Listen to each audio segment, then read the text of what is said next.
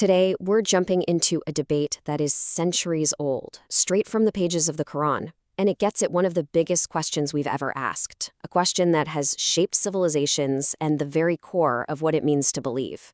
So who gets the key? Who has the exclusive ticket to salvation? This isn't just some old, dusty historical question, right? It's deeply personal. And the Quranic passage we're exploring today dives headfirst into this controversy, taking on claims of a spiritual monopoly. And here it is, the opening shot of the debate. Now picture this, we're in 7th century Medina. It's this melting pot of different communities all living together. And the text reports a claim being made by some folks at the time. Their argument? It was simple and it was absolute. Paradise is for our group and our group only. And the Quran's response? Whoa. It's immediate and it is sharp. It doesn't just disagree, it dismisses the whole idea as wishful thinking. But why that phrase specifically? Well, it all comes down to one really powerful Arabic word. The word is amania, and this isn't just, hoping for something good to happen. This term points to a kind of hope that's totally disconnected from reality, a daydream, a desire with absolutely no proof to back it up. So the Quran is basically saying these exclusive claims aren't coming from God, they're coming from human ego. And this is where the whole conversation pivots. The text goes from dismissing the claim to throwing down a challenge. Produce your proof. The burden is now completely on them. It's not about what you claim anymore. It's about what you can actually prove. And it's not asking for just any old argument. It's demanding a burhan. Now, a burhan is the polar opposite of amaniya. It's a clear, decisive proof, something so solid either from scripture or pure logic that it just settles the matter, period. The challenge is to lift the debate from wishful thinking to solid evidence. Okay, so if salvation isn't about your family name and it's not about the label you wear, then what is the criteria? After taking apart that old claim, the text builds up a totally different standard, one that's open to everyone. And here it is, a two-part formula. First, you have to submit your entire being to God. In the original Arabic, this is beautiful. It literally means to turn your face, your whole self, your very essence, sincerely toward the divine. And second, you have to be a consistent doer of good. It's all about your inner state meeting your outer actions. It's not about your tribe.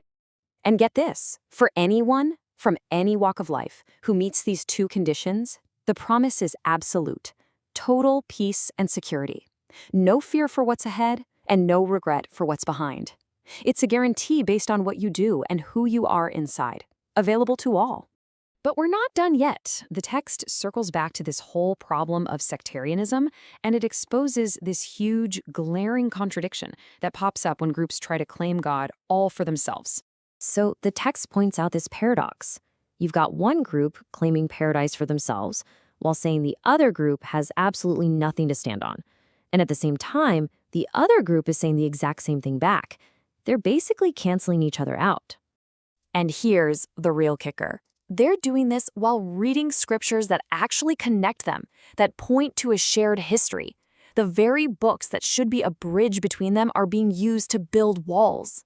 So from this human drama of disagreement, the argument suddenly looms way, way out. It shifts from talking about us to talking about the fundamental nature of God. And this next part makes all those claims of spiritual monopoly just fall apart. This verse is just wow. It's this incredible declaration that God is everywhere. He owns the East and the West. Wherever you turn, there he is. Now think about that.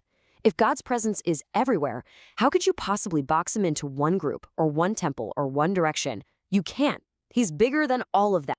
And it's not just about where God is, it's about what God can do. His power is just as absolute. The text says he's the originator of everything.